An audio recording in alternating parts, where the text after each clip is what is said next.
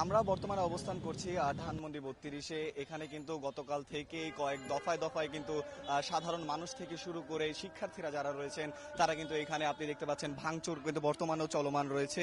ভাঙচুর থেকে শুরু করে তারা কিন্তু আগুনে জ্বালিয়ে দেওয়ার মতো তারা চেষ্টা করেছে। এখানে কিন্তু তাদের সাথে কথা বলে আমরা যতটুকু জানতে পেরেছি তারা চাচ্ছে শেখ হাসিনা স্বৈরাচার যে শেখ হাসিনা তার কোনো অস্তিত্বই বাংলাদেশে থাকবে না এবং হাদির যারা হত্যাকারী রয়েছে তাদের দ্রুত শাস্তি না দেওয়া হলে এই দেশে যারা স্বৈরাচারের পক্ষে রয়েছে তাদের কোনো অস্তিত্ব তারা রাখবে না।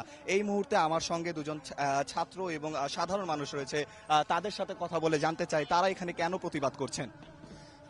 আমরা আজকে এখানে ধানমন্ডি ৩২-এর সংস্কার করতে এসেছি আসলে, এবং ধানমন্ডি ৩২ নামক বাংলাদেশে হাসিনার যে ফ্যাসিস্টের কিবলাটি রয়েছে সেটিকে গুড়িয়ে দেওয়ার জন্য এসেছি। আপনারা জানেন গতকাল আমাদের যে ভারতীয় আধিপত্যবাদ বিরোধী যে সৈনিক শরীফ ওসমান হাদি তিনি ইন্তিকাল করেছেন, এবং বাংলাদেশে যে ভারতীয় আধিপত্যবাদ বিস্তার হয়েছে সেটার সঙ্গে পরিপূর্ণভাবে আওয়ামী লীগ জড়িত, এবং এই হত্যাকাণ্ডের পেছনেও কিন্তু আওয়ামী লীগ এবং এই ভারতীয় আধিপত্যবাদ বিস্তারকারীরাই জড়িত।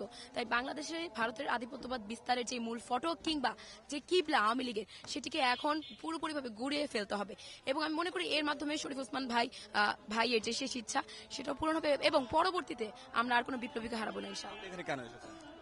আমি এসেছি আমাদের জুলাই যোদ্ধা আপনার ইনকিলাব মঞ্চের অন্যতম নেতা হাদি ভাইয়ের মৃত্যু শোনার সাথে সাথে আমরা রাত্রে ঝাঁপিয়ে পড়েছি।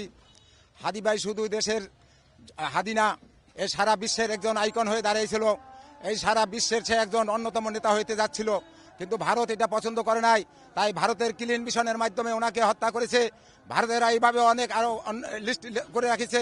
তাই আমরা চাই না আমাদের দেশের ভিতরে এই বিভেদ থাকুক, এরকম হাদির মতো অন্য লোক মারা যাক। হাদির কথা শুনে অন্য একটা মেয়েও মারা গেছে।